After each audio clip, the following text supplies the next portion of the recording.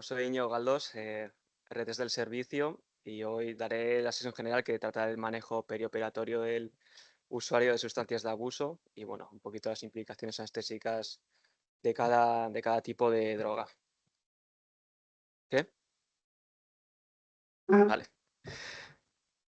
Entonces, un poquito este es el índice de la presentación. Hablaré un poquito, haré una breve introducción del tema, la clasificación de los diferentes tipos de droga, los mecanismos, luego los mecanismos de adicción, que los comentaré un poquito por encima, el manejo preoperatorio, o sea, perioperatorio, ya sea la evaluación preanestésica como recomendaciones preoperatorias, y luego ya pasaré, bueno, un poquito a lo que es la parte más principal de la presentación, que es el manejo por tipo de sustancia, y luego ya brevemente al final también una pincelada del control del dolor en pacientes adictos a opioides. ¿No se oye? Joder, ¿qué hago? ¿Me acerco más entonces o no sé? Bueno, un breve pincelada sobre el control del dolor en pacientes adictos a opioides. Entonces, como introducción, decir que cada vez hay mayor consumo de drogas. Esto se da porque los cortes, que son mezclas que se hacen con las sustancias puras, hacen que la droga sea más accesible porque es más barata, ¿vale? Esto también es un problema. ¿Por qué? Pues porque al no ser la sustancia pura, el efecto todavía es más imprevisible. Luego también sabemos que el consumo de drogas es un reto para el manejo anestésico, pues porque nos encontramos situaciones inesperadas dentro del quirófano y también por las interacciones farmacológicas que estas hacen. Además, los pacientes, por desgracia, pues no siempre admiten su consumo. Luego también es muy importante el patrón de consumo de las drogas, que si ya es complicado el manejo anestésico de cuando hay consumo de una sola droga, pues sabemos que muchas veces también lo que hay es una mezcla de diferentes tipos de drogas. Y mira, tener esto en cuenta también que en España las drogas son súper consumidas. Es el segundo país en porcentaje a nivel europeo en consumo de alcohol y el tercero en cocaína. Sobre la clasificación, pues hay diferentes modos de clasificarlo. Lo más conocido es, dependiendo de los efectos psicopatológicos, que tenemos drogas depresoras, estimulantes y alucinógenas. Luego también veremos que estos compartimentos no son estancos porque hay drogas que son estimulantes, también tienen algo de alucinógenas, etcétera. Luego también la OMS clasifica las drogas en 9 grupos diferentes y también podríamos clasificarlas dependiendo de su potencial adictivo, siendo el opio y derivados los más adictivos de todos, siguiendo el alcohol, la cocaína, cannabis, etcétera. Entonces, hablando un poquito de los mecanismos de adicción, decir que eso, que dependen un poquito del tipo de sustancia, de la genética del individuo y también de los factores ambientales, ¿vale? Pero bueno, la clave de la adicción es sobre todo la activación del sistema mesocórtico límbico, que es un sistema dopaminérgico que está muy relacionado, curiosamente, con la esquizofrenia y que hay un aumento de receptores dopaminérgicos en esta patología. Y este aumento de la dopamina, ¿qué hace? Pues que haya sensación de placer, de motivación y, bueno, de adicción. Entonces, pasando ya al manejo perioperatorio, en la evaluación preanestésica, súper importante, pues historiar al paciente, ¿no? Siempre preguntarle sobre el consumo de drogas y que se ha visto, tener esto en cuenta, porque yo no sabía que era así, pero cuando decimos al paciente que necesitamos saber, o sea, que es por su seguridad, lo del consumo de drogas, el tema del consumo de drogas, o sea, hay estudios que dicen que la negación en este contexto, cuando se deja bien claro que es por su seguridad, tiene un muy alto valor predictivo negativo. O sea, que realmente si ellos nos dicen que no consumen cuando nosotros les hemos informado que es por su seguridad, es que muchas veces no consumen, ¿vale? Luego también, pues saber que nos podemos ayudar de cuestionarios. El más importante para el alcohol sería el test audit. Y luego hay otro test que es el SUPS para cualquier tóxico, que bueno, un poquito nos dan información sobre el patrón de consumo y cantidad, etcétera. Luego también muy importante el examen físico. Podremos fijarnos en signos de intoxicación aguda como crónica. Pues si vemos un paciente taquicárdico, que está sudando con cambios pupilares, pues sospecharemos cosas, ¿vale? Luego también, pues si vemos un paciente pues, que tiene signos de venopunción, etcétera, pues también sospecharemos que es un paciente drogadicto. Y también, bueno, pues esto quizás se hace más en urgencias, que existen las pruebas de detección en orina de opioides, benzodiazepinas, cannabis, anfetaminas y alucinógenos, que estas drogas también tener en cuenta que tienen diferente tiempo de eliminación, ¿vale? Pero que si decidimos pedirlas para una cirugía electiva, tener en cuenta que necesitan siempre el consentimiento informado del paciente. Y también no está de más que si sospechamos de un paciente adicto a o sea, a drogas por vía parenteral, que no estaría de más pues ampliar un poquito el estudio y pedir serologías de VIH, hepatitis C, hepatitis B y pruebas de función hepática. Entonces, aquí he puesto una foto del Millennium, ¿vale? Que si entráis en la carpeta de pruebas frecuentes de urgencia, pues veis que tenéis ahí pues, las pruebas de detección en orina de diferentes drogas. Entonces, como recomendaciones preoperatorias, siempre tener en cuenta que ante una intoxicación aguda o una sospecha de intoxicación aguda, pues nos podremos plantear suspender o retrasar la cirugía, ¿vale? Siempre valorando un poquito el riesgo-beneficio. Quizás si tenemos un paciente que, bueno, ha consumido pues, un porro de hachís o de cannabis, pues igual no sería motivo suficiente, pero eso aún así tiene que ser a criterio del anestesiólogo que le toque en ese momento.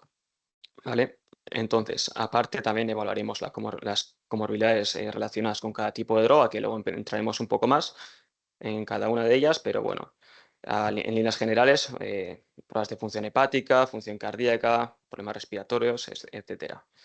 También valoraremos el riesgo de abstinencia que hay para el tipo de droga, que el riesgo de abstinencia será mayor en caso de opioides y de alcohol, para hacer un plan de manejo posquirúrgico de esta. En caso de los opioides, podríamos hacer rotación a metadona o, bueno, incluso mejor, hacer una interconsulta a unidad del dolor. En caso del alcohol, comentar que bueno, se usan benzodiazepinas y que es mejor utilizar el diazepam de vida media larga, mejor que el midazolam, ¿vale? Y a esto se le puede asociar el haloperidol.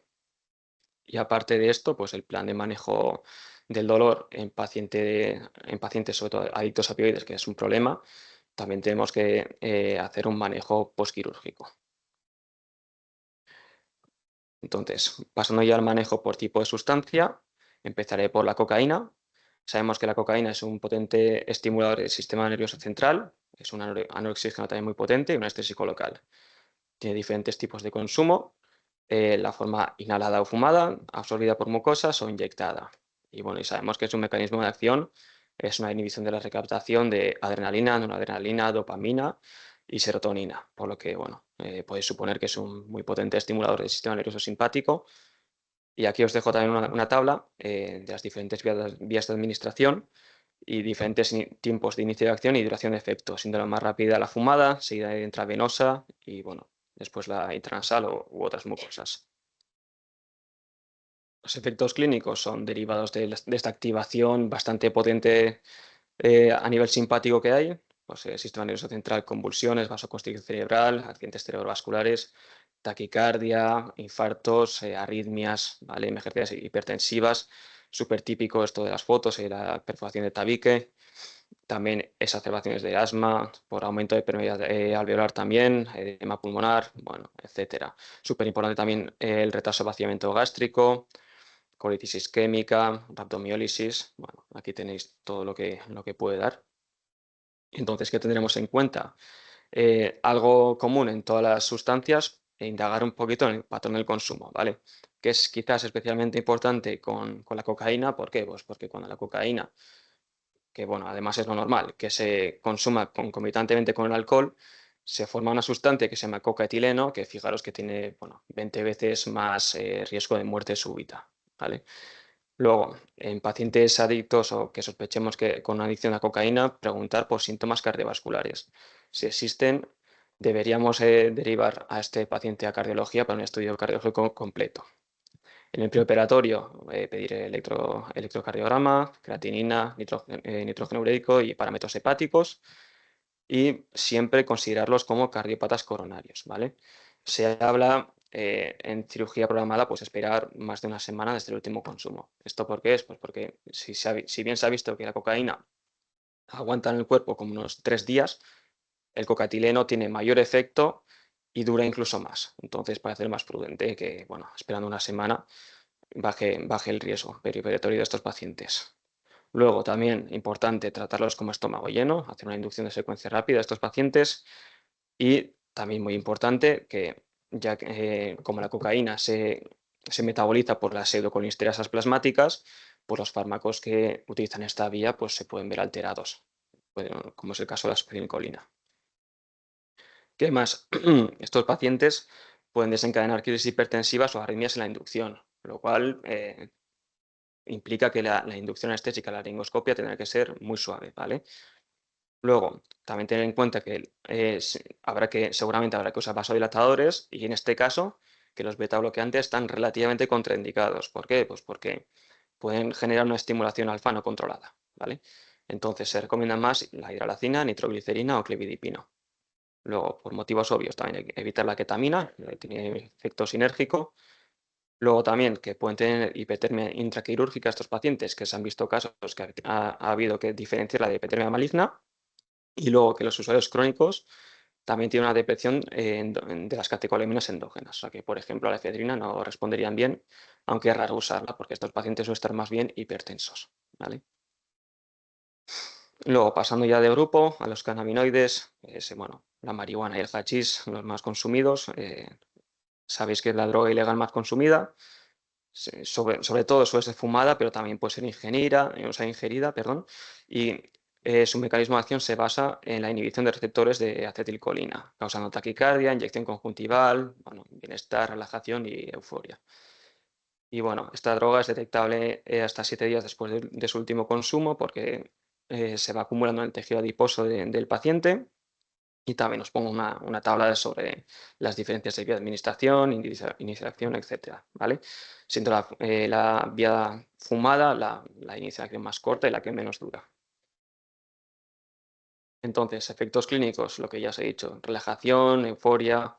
Sí que se ha visto que en consumidores crónicos hay una exacerbación de enfermedades mentales.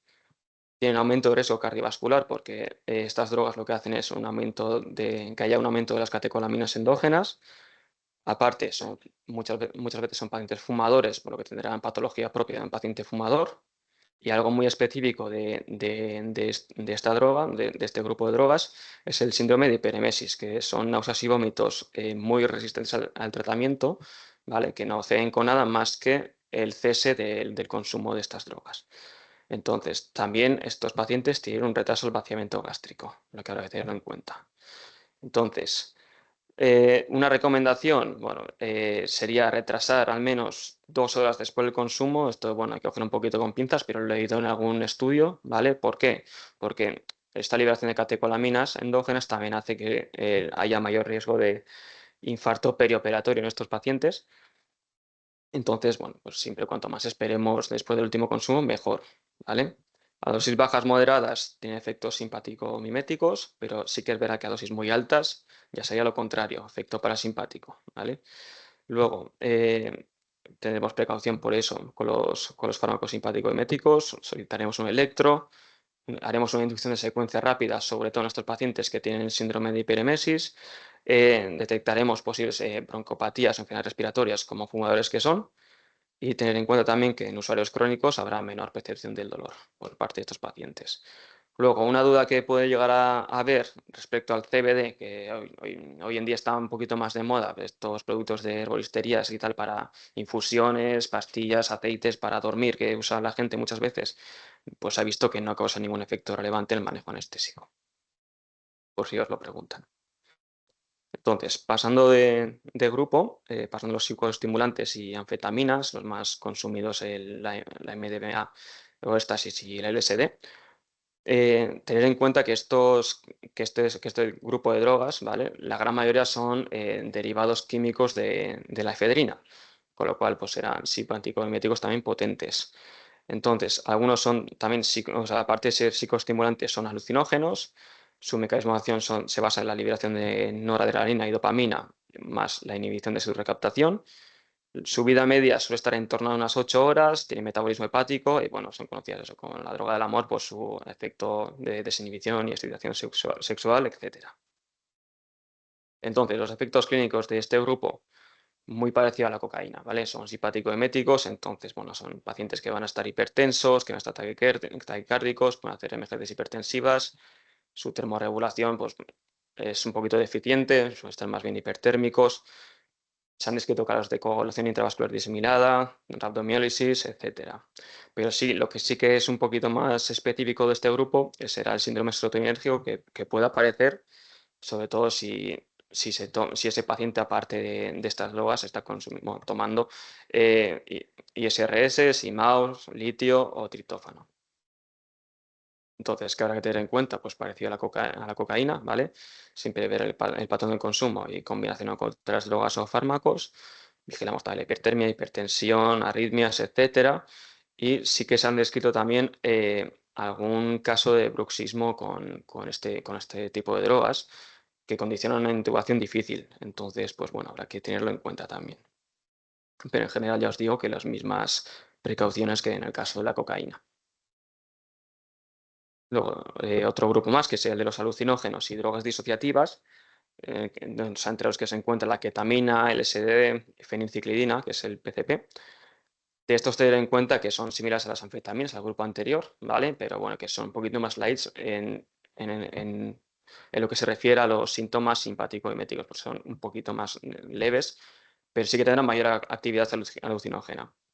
Entonces, del LSD y PCP hay poca bibliografía sobre esto, pero sí que parece que, bueno, requieren menos CAM. Y también tener en cuenta que son metabolizados por la pseudoconiesterasa plasmática y que en este caso pues, se recomienda rocuronio.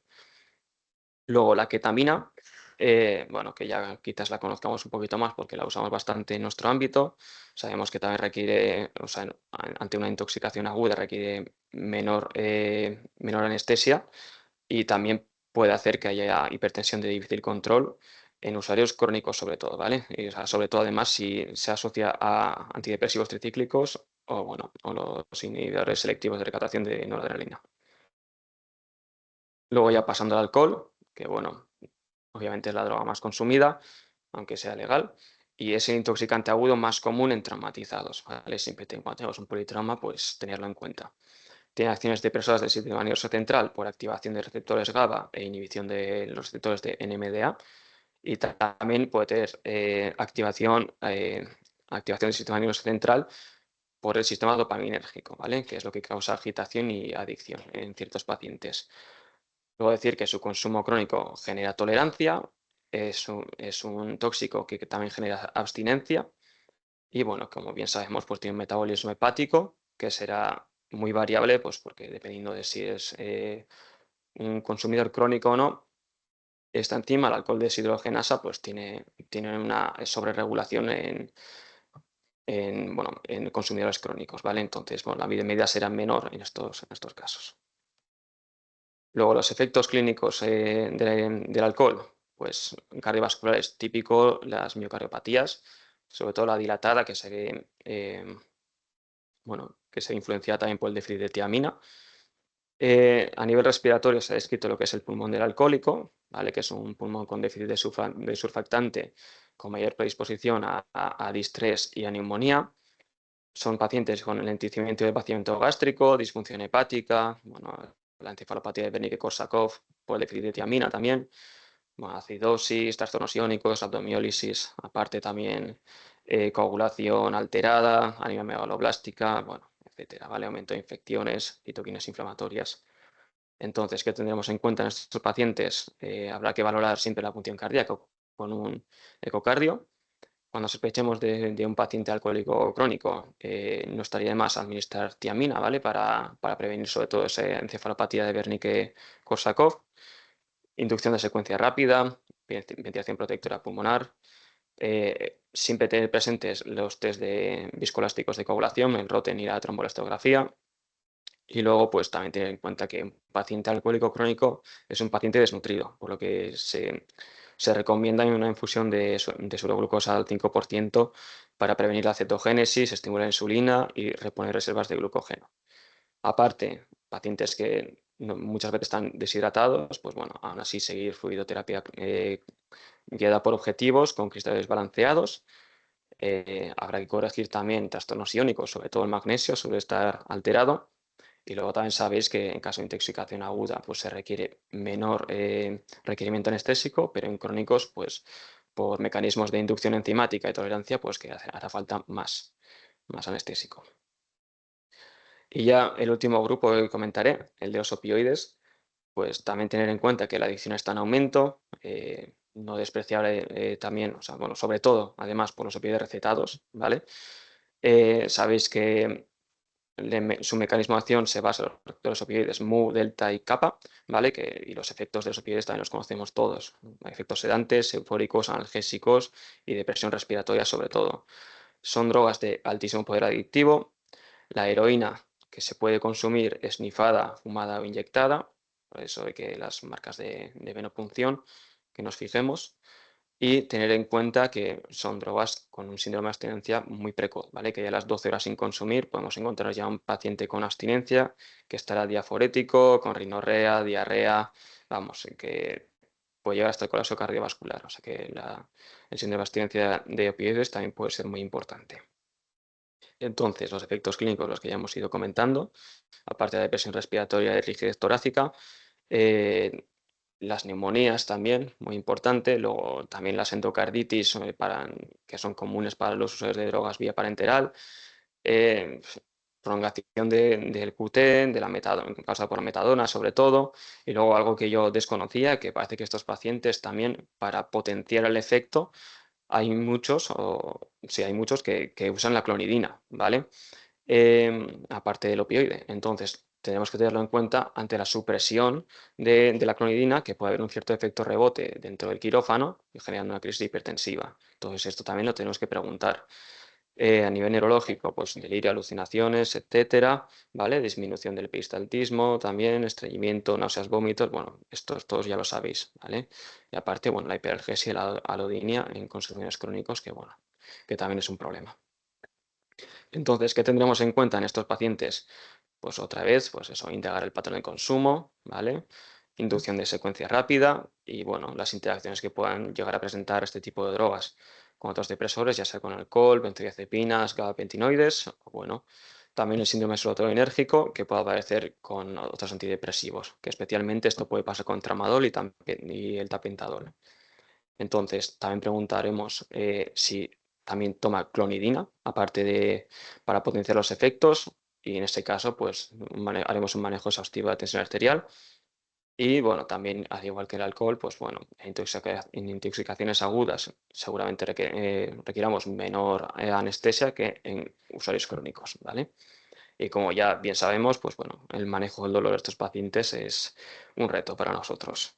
Entonces, ya hablando un poquito de este último punto, del manejo de los pacientes adictos a opioides, bueno, sabéis también que pueden requerir muchísimas más opioides que un paciente no usuario de estas drogas, em, que sean fenómenos de hiperalgesia y alodinia en estos pacientes en relación con la activación de receptores NMDA.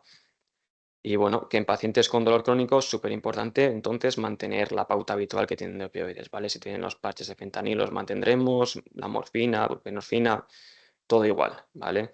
Porque el objetivo bueno, de estos pacientes, sobre todo, va a ser el manejo del dolor agudo, ¿vale? O sea, no es momento, no consideramos que sea momento para la deshabituación de hacer ningún opioide en una fase aguda de intraoperatoria o perioperatoria. Entonces, las recomendaciones, pues, como siempre, el uso de técnicas regionales, bloqueos periféricos, analgesia epidural o raquida cuando se pueda. Otra vez, ya digo que hay que mantener la misma pauta de opioides que ya llevan de base estos pacientes. Y también tener en cuenta pues, el uso de fármacos analgésicos no opioides, pero sin dejar de usar opioides intraquirúrgicos, ya sea la ketamina, la lidocaína, clonidina, la dexmedetomidina, así como bueno, a los AINES, paracetamol y gabapentinoides, ¿vale? ¿Qué más? Pues los adictos a heroína. Mantendremos la metadona y la buprenorfina. Súper recomendable también el uso de PCA posquirúrgica, por lo que he leído. Más recomendable es que estén en pautas continuas. Y aparte también, pues el manejo de las comorbilidades psiquiátricas que son muy comunes, sobre todo en pacientes con dolor crónico, ¿vale? Tales como la ansiedad y la depresión. Aparte, si no conseguimos un adecuado control algésico con todo esto, la rotación de opioides puede ser una muy buena opción. Y bueno, también pues haremos una interconsulta unidad del dolor para el seguimiento posquirúrgico de estos pacientes. Y nada, ya para terminar, pues he hecho una tabla un poquito con las recomendaciones, con un resumen de todas las recomendaciones de las diferentes grupos de drogas que he ido comentando. Y nada, hablar un poquito de las conclusiones, que bueno, como he dicho, cada vez hay más consumo de drogas y bueno, los cortes las hacen más accesibles, pero es verdad que también las hacen menos predecibles, ¿vale? Luego, siempre hay que preguntar por su consumo en las consultas, que la negación de su consumo tiene un altísimo valor predictivo negativo, que es súper importante también el examen físico para la sospecha de su consumo, que siempre nos tenemos que plantear suspender la cirugía en casos de intoxicación aguda, valorando ese balance de riesgo-beneficio, que habrá que realizar un plan de manejo periquirúrgico adaptado a cada tipo de sustancia y al paciente. Habrá que prever la posible aparición del síndrome de abstinencia y, bueno, tratarlo. Y la mayoría de las drogas también, pues como os he ido diciendo, requieren o sea, inducción de secuencia rápida y muchas de ellas también tienen efectos cardiovasculares, por lo que habrá que hacer un manejo hemodinámico bastante fino, ¿vale? Luego, tener en cuenta también que estarán presentes en muchos casos de politraumatizados y que hay que tenerlas en cuenta porque no siempre tendremos análisis que demuestren su existencia, pero habrá que tenerlos en cuenta. Y luego también, como última conclusión, pues que consideramos que el periodo periquirúrgico no es el momento para deshabituar a los pacientes en caso de opioides, que primero nuestra prioridad debe ser tratar el dolor, ¿vale? Así que nada, aquí la bibliografía y ya está.